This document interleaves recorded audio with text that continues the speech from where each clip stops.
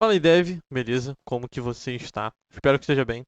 Seja bem-vindo ao primeiro vídeo aqui do meu canal. Eu sou o Navarro. Hoje a gente vai estar falando sobre um conteúdo que eu gosto bastante. Eu infelizmente não vejo muito, mas como o título já diz, masterizando o JS, né? Nosso queridíssimo JavaScript. Mas como vamos fazer isso, né? O que eu vejo muito é que, por exemplo, cursos ou, enfim, muitas coisas hoje em dia são baseadas em você estar no JavaScript, você aprender bem sobre ele e você ir para o TypeScript. Não sou contra isso, óbvio, até porque eu uso em meus projetos, enfim. Mas uma coisa é fato: o JS puro tem mais performance quanto a comparação feita com o TypeScript. É claro, não é só por isso que a gente vai usar uma linguagem ou outra, senão a gente usava COBOL, sei lá, tá ligado? Mas o que eu quero mostrar para vocês é uma opção de você manter o nível de performance do JavaScript na sua aplicação, só que com o poder do nosso queridíssimo TypeScript, que é conseguir colocar tipagem nos nossos parâmetros, enfim, conseguir criar as interfaces e tipos que são muito bons, por exemplo, para consumo de API, né? Você vai consumir uma API, vai vir uma lista enorme de dados, e aí você não sabe quais dados existem, quais são os tipos dele no JavaScript puro, né? Então eu vou mostrar uma forma com que o TypeScript traz essa ideia da gente conseguir ter tipos no nosso JavaScript, tá bom? Então, esse é o tema de hoje. Eu vou começar mostrando para vocês um artigo bem técnico, onde mostra a diferença de nível de uso, por exemplo, de memória, de o tempo mesmo que usa para fazer tal algoritmo, enfim, essas coisas bem técnicas.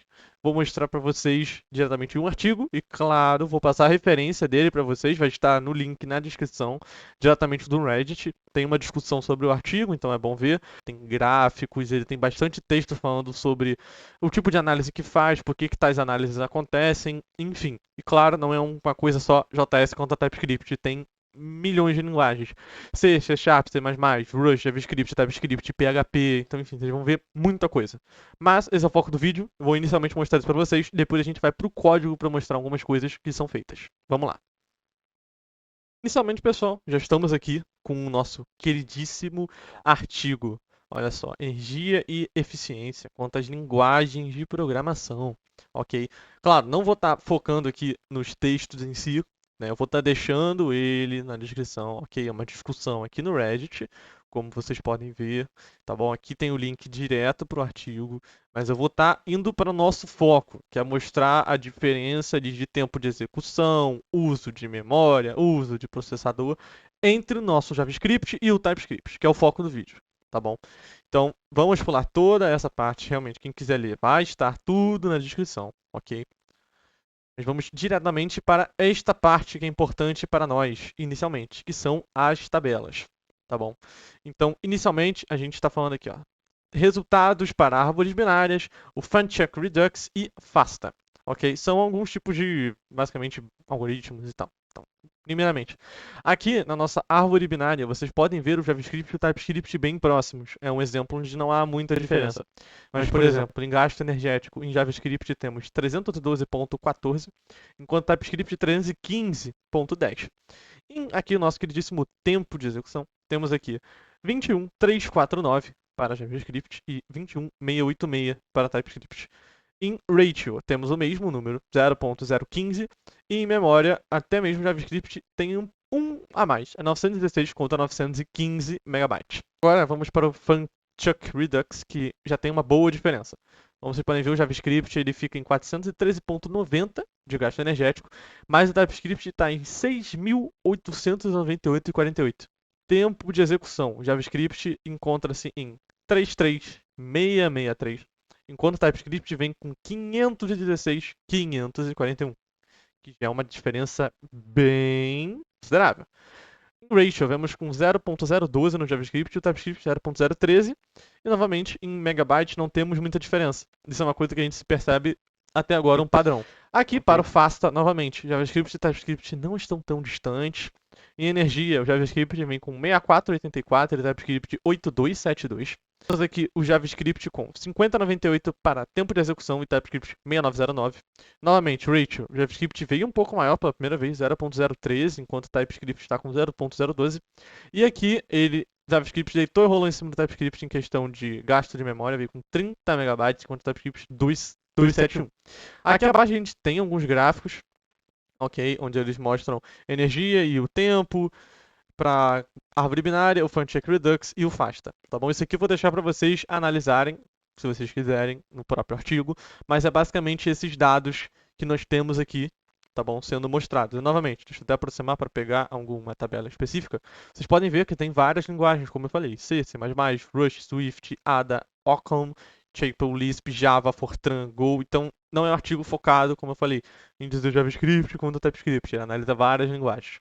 Tá? Então, se tiver um tempinho, tiver uma curiosidade de ver sobre isso, eu aconselharia você gastar um tempinho lendo esta maravilha.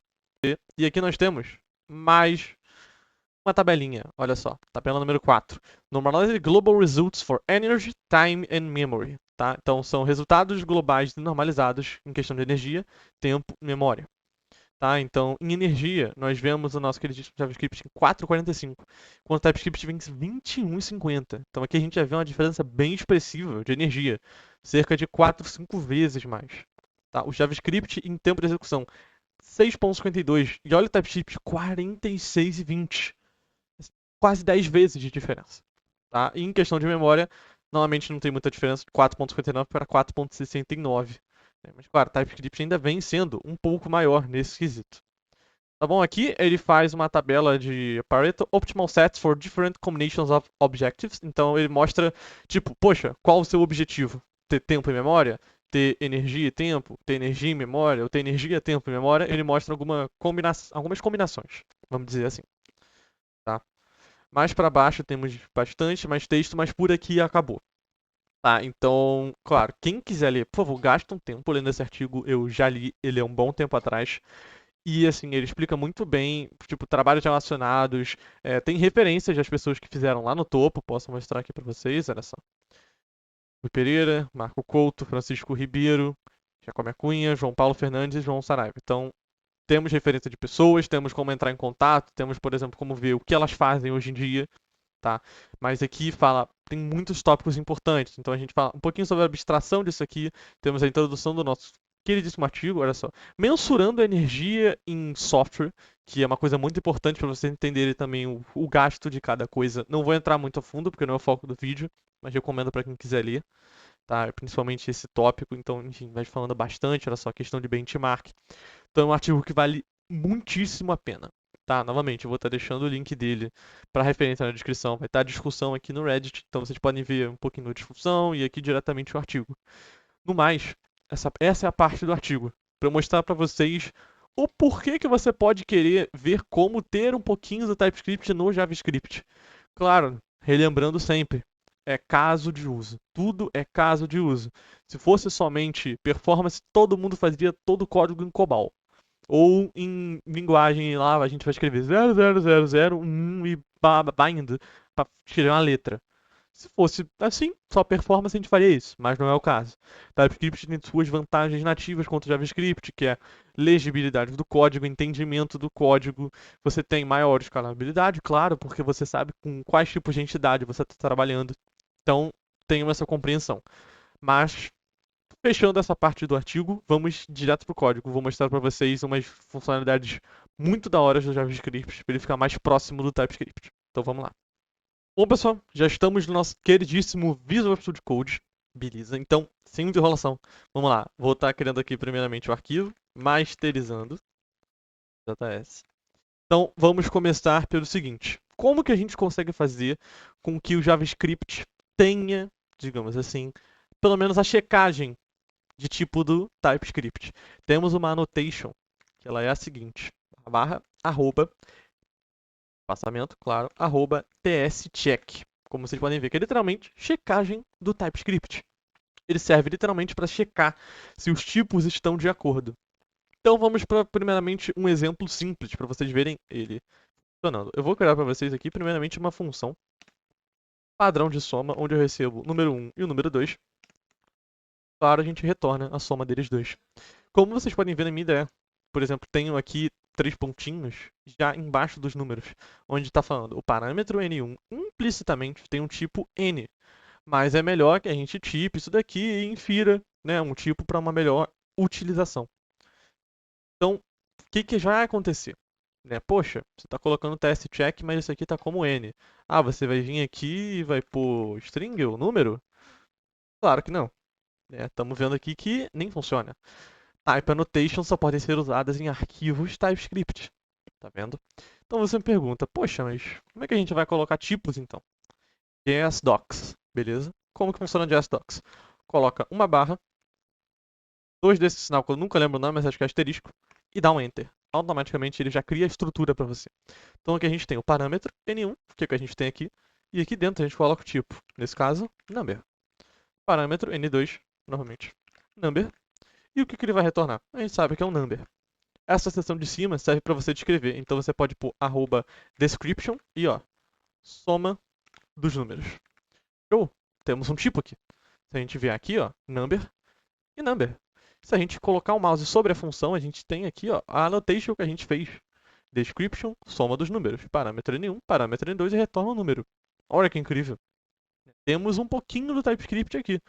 E aí, como que eu posso mostrar para vocês que isso funciona? A gente vem, por exemplo, o console log, a gente chama a soma, coloca 1 e 2, a gente sabe que vai retornar 3. Então, se a gente vier aqui, ó, a gente também consegue ver que a gente precisa de dois números.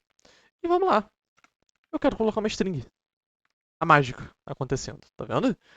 O argumento do tipo string não é coincidente com o parâmetro do tipo número, né? E, poxa, se eu tirar, acabou. Tá vendo? Não temos mais o erro, né, sendo visível pra gente, mas ele ainda existe. Se eu voltar, pronto. Está sendo checado. Esse é um exemplo muito simples. Também tem mais uma feature dele. Temos um total de 4 annotations aqui, tá bom? Se você quiser também tem um TS no check que já está falando. É para não checar o arquivo, mas não tem porque a gente querer fazer isso, tá? Isso aqui é por pura didática. Mas, por exemplo, estou aqui, né, e está dando erro. Sabe o que você pode fazer se você quiser ignorar o erro? Não recomendo, mas você pode vir aqui, colocar um TS ignore. Ele vai ignorar essa linha aqui embaixo. Né? Ou, mais condizente com o caso, que é que está dando literalmente um erro, você pode fazer TS expect error. Ambos fazem a mesma coisa, mas aqui fica mais semântico, né? Porque é esperado que dê um erro. Mas beleza, já mostrei para vocês todas as 4 annotations. E aí você me pergunta, poxa, é só isso que dá para fazer? Tipar parâmetro de função? E eu te falo, não, não é só isso. Por exemplo, se você vier aqui e dizer que você tem uma let número vai ser igual a 1, a gente sabe aqui que, por exemplo, é um number. Mas, se a gente quiser dizer que x é igual a zero, x, ó, um número é igual a zero, vai dar nada na ideia. Por quê? Tem tipo. Então, poxa, como que a gente faz isso? Muito simples. Temos aqui mais uma annotation, olha só. Type number. Pronto. Se a gente vier no número, ele é do tipo number. Tá vendo? Se a gente quiser atribuir, olha a mágica. Se eu tirar isso daqui, ele, claro, ainda vai ter esse erro, por motivo do TS check, mas entendem como que isso ficou mais semântico para o código? Entende que você tirou isso aqui. Claro, vai parar de dar erro, mas ainda fica mais semântico, tá? Então é isso que eu quero mostrar. Ok? Então tem como a gente tipar sim uma única variável, e se retribuir o valor a ela, vai dar merda, né? Se você for com um tipo errado. Novamente, só vamos deixar aqui o TS check erro, tá bom? Só constando, esse código vai estar na descrição do vídeo. Eu vou criar lá no GitHub, masterizando JS, e vou deixar esse arquivo para vocês verem algumas das features que existem, tá? Mas no momento agora vamos para mais uma tipagem, né? Você fala, poxa, ok, eu consigo tipar parâmetros, eu consigo tipar constantes e variáveis, mas como que eu tipo um objeto, por exemplo, né? Que no TypeScript seria uma interface, por exemplo. Nós podemos criar mais uma tipagem. Então vamos lá. A gente vem aqui, por exemplo, const um object aleatório, que vai ser igual a um objeto que ele possui A, que tem o valor de 1, e B, o valor de 2. Show. Se você vier dar um console log nisso daqui, objeto, por exemplo, você tem A e B já. Show, por causa do TS check. Só que nada garante a tipagem desse objeto. Digamos que é um objeto que vem de uma requisição, uma API externa, por exemplo. Ou só um usuário, que você sabe que vem, por exemplo, número, nome, ou primeiro nome e último nome, né, telefone e e-mail. Simples, vamos dizer assim. Semanticamente, pelos campos, sabemos qual o tipo de cada um. Mas no código é sempre bom ter isso, até porque a gente não sabe o que é usuário. Que campos vão vir? Necessariamente vai ter primeiro nome, segundo nome, vai ter só nome. Um exemplo, né? Então o que a gente pode fazer aqui para inferir um tipo nisso? Novamente, é muito simples. A gente cria um objeto dizendo que A é number e B também é number. Se eu pôr string aqui, o tipo número não está de acordo com o tipo string, novamente. Então se a gente, por exemplo, vier aqui console.log B, a gente quiser ver alguma coisa aqui, por exemplo, ele tem várias dos seus, né, das suas propriedades próprias de uma string. Né? Claro, deixa eu mudar aqui para esse erro sair daqui. Então, se a gente quiser fazer uma conversão para número, por exemplo, né, vai ser o caso onde vai aparecer. E se a gente pôr o A, que é um número, ele vai ter as suas coisas, como aqui, ó, exponential. Tá vendo isso no B? Né? Cadê? É exponential. Não existe, porque é uma string. Viu? Que legal. Então, essa é uma forma, mais uma vez, de criar interfaces, vamos dizer assim.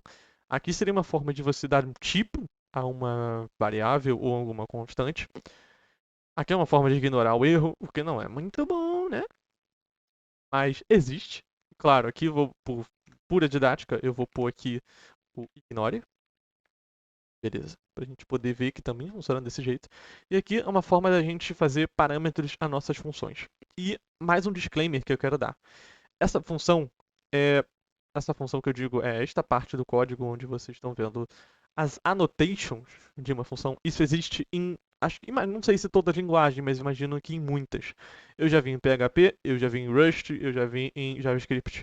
Isso é algo muito utilizado. Não digo por empresas, mas isso é muito bom de se utilizar, tá? Eu posso agora ao vivo pegar um exemplo para vocês isso no meu código Rust, tá? Não levem em consideração a linguagem que está sendo demonstrada para vocês. Claro, Rust não tem nada a ver com o vídeo aqui do JavaScript, mas eu quero mostrar para vocês como a annotation existe em toda a linguagem. Olha só. Deixa eu centralizar aqui na tela do vídeo.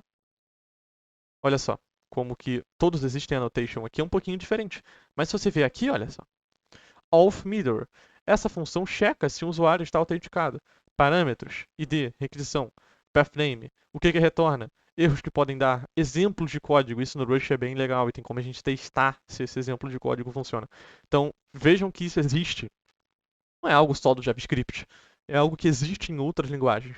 Então, isso vale muito a pena de ser estudado e ser levado em consideração.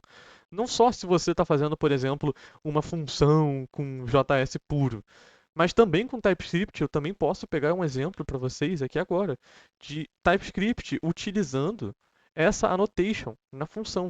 Eu posso vir aqui para vocês, na minha pastinha de API, em qualquer proxy meu. Eu vou mostrar para vocês aqui agora. Olha só. Temos anotações, descrição. Handle the request to get the stock listing. Tá vendo? Que é basicamente o controlador responsável pela requisição para conseguir a listagem de ações. Temos aqui parâmetros, request. É uma request, objeto da request. Objeto da resposta. Retorna nada, né? Porque não tem nenhum return. E temos um throw error, se a requisição a API externa falhar. Então, olha como que tem coisa, né? Aqui já é TypeScript, mas eu posso fazer essa annotation. Isso aqui, para legibilidade de código, é muito legal. Entendam que isso aqui não é um comentário, né? Que temos aquela de blocos de código não devem ter comentário. Isso é até um vídeo que eu posso trazer mais para frente, porque nem sempre funciona assim. Às vezes não tem como a gente fugir do nível de complexidade daquele código. Mas entendo que isso aqui é uma annotation. Isso é algo nativo. Isso chama-se JS Docs, tá bom? E novamente, eu vou estar colocando todas essas referências na descrição do vídeo. Tem uma parte na documentação oficial do TypeScript só sobre isso, como inferir tipos no JavaScript, como utilizar as annotations de @ts no JavaScript, como você consegue inferir tipos, enfim, tudo tá lá. Tudo que eu mostrei aqui no vídeo para vocês está lá. Né? Claro, eu estou demonstrando e vou deixar o código de exemplo para vocês terem já uma uma base existente de código, existente para vocês verem e conseguirem ler, tá bom? Mas entendam que isso é algo nativo de linguagens. Bom, pessoal, é isso pro vídeo de hoje. Eu espero que vocês tenham gostado um pouquinho desse conhecimento que eu pude passar a vocês. Novamente, todos os links vão estar na descrição, desde o nosso queridíssimo artigo que temos a discussão no Reddit, o meu código fonte, eu vou postar no repositório do GitHub para vocês poderem se basear, e a documentação do TypeScript, mostrando tudo isso que eu apresentei a vocês. Tá bom? Mais uma vez, agradeço a presença de vocês aqui nesse vídeo. Eu espero que vocês tenham gostado do conteúdo e seja algo útil para vocês, que talvez vocês possam utilizar em algum teste técnico, em alguma discussão técnica, enfim. Espero que isso ajude vocês, tá bom? No mais, qualquer crítica construtiva ao vídeo eu agradeço. Novamente, como eu falo para vocês, esse é o meu primeiro vídeo, de fato, que eu estou construindo ele passo a passo, não é um corte de uma live, por exemplo. Então, agradeço a crítica construtiva de todos vocês no que eu posso melhorar, no que eu posso fazer diferente. Mas, no mais, é isso. Tenham um bom dia, tenham bons estudos e invistam no tempo útil de vocês, pessoal. Tamo junto.